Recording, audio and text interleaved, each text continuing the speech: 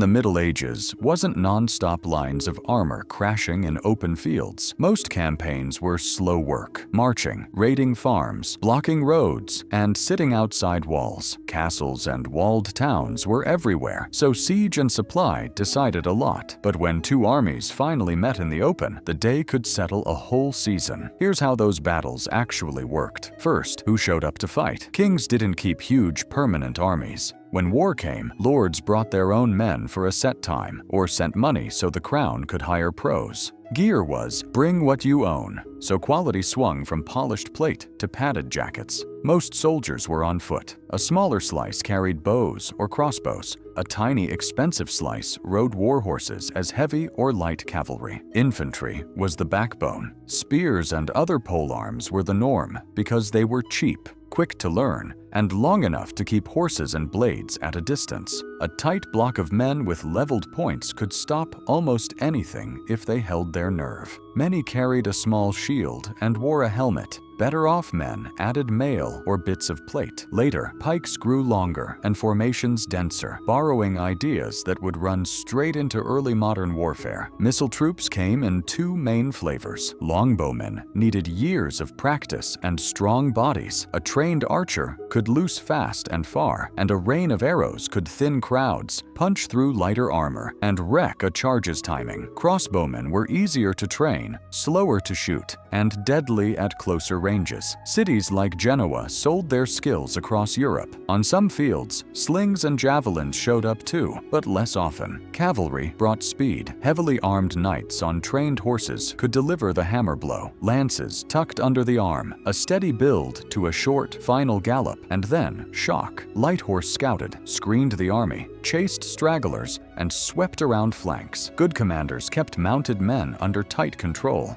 A wild, early charge could ruin a plan before it started. Numbers looked small by ancient standards. Where Roman writers bragged about tens of thousands on a side, many medieval field armies were in the low thousands. Even a big day, like Agincourt, had totals far below ancient epics. That's one reason good ground and good timing mattered so much. With fewer people, one mistake could break everything. If battle was coming, both sides hunted for advantages before a sword ever swung. High ground was gold, easier to shoot from, harder to attack, kinder to tired legs. Armies tried to anchor their sides on woods, rivers, marsh, or ditches so enemies couldn't loop around. Stakes pounded into the soil could guard archers from horses. Ditches and wagons made quick walls. A good commander turned a field into a tool. The line itself was simple on paper. Foot in the center, missile troops up front to harass or behind the line to shoot over, and horse on the wings ready to probe or strike. In practice, each wing in the center were built as their own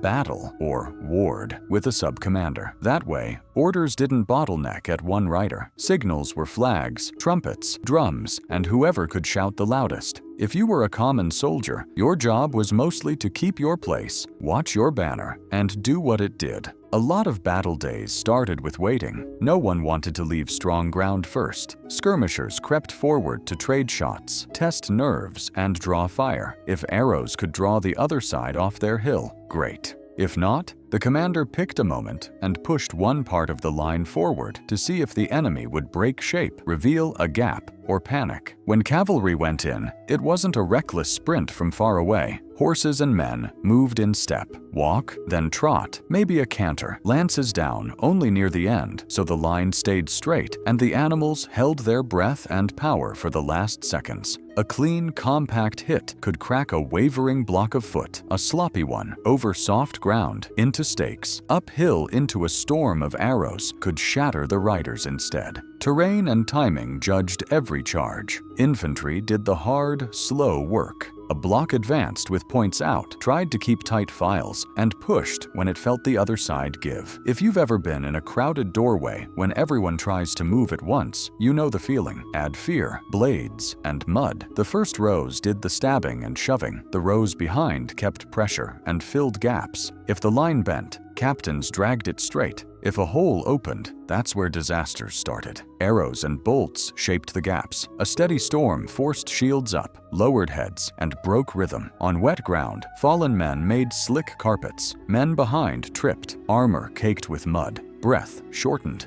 At Crécy and again at Agincourt, arrows plus footing did as much as steel. Men advanced into churned fields and lost shape before they ever touched the English line. Flanks were life or death. If your side rolled up, the long spear line became a row of backs. Good armies protected edges with terrain, reserves, or quick countermoves. Smart commanders kept a small group fresh for exactly that moment. Send them too soon, and you ran out of tools. Send them too late, and you watched the wing fold like wet cloth. Morale, not body count, ended most battles. Once a few units broke, fear spread faster than orders. A rout killed more than the push and clash. Men who ran died in ditches, at fences, and under hooves. Light horse chased, cut down stragglers, and grabbed prisoners. Medieval warfare had a business side. Nobles were worth ransom. Their gear was worth cash. Common soldiers were worth less and were treated according to time, place, and mood. After the field quieted, victors stripped the fallen, counted captives,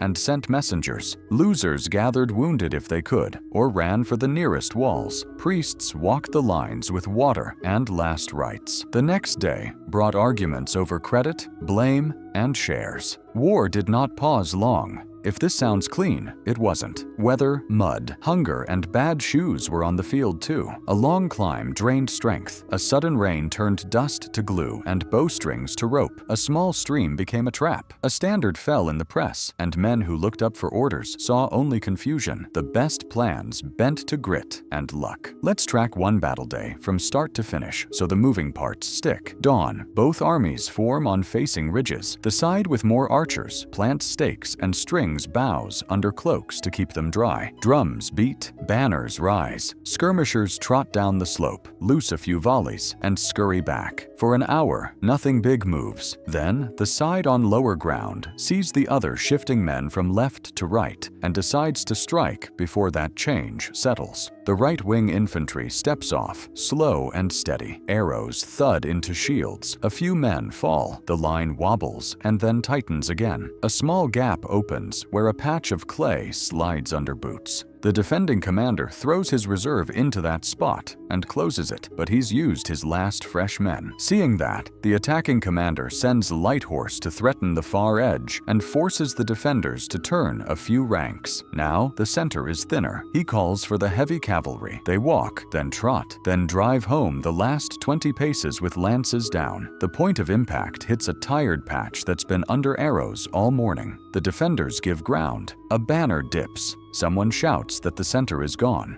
It isn't yet, but fear spreads faster than truth. Men on the flank look over, feel the line slacken, and start to step back. That stagger turns to a turn, and a turn to a run. 200 horse sweep the open ground. 1,000-foot press forward with spear points low. The line collapses. The day ends not with a final duel, but with dust, screams, and riders cutting off escape. Now, zoom back out. Not every battle used the same recipe. Swiss pike blocks taught Europe that deep foot formations with very long weapons could beat horse in the open. English longbow-heavy armies used ground and stakes to make cavalry useless, and then let mud and arrows do the rest. French and Burgundian commanders tried mixed formations with handgunners. Late in the period, Iberian and Eastern fields saw more light horse and skirmish play. The tools shifted by region and year, but a few rules held. Pick good ground, keep shape, guard flanks, time the hit, and protect morale. Raids and sieges fed into this.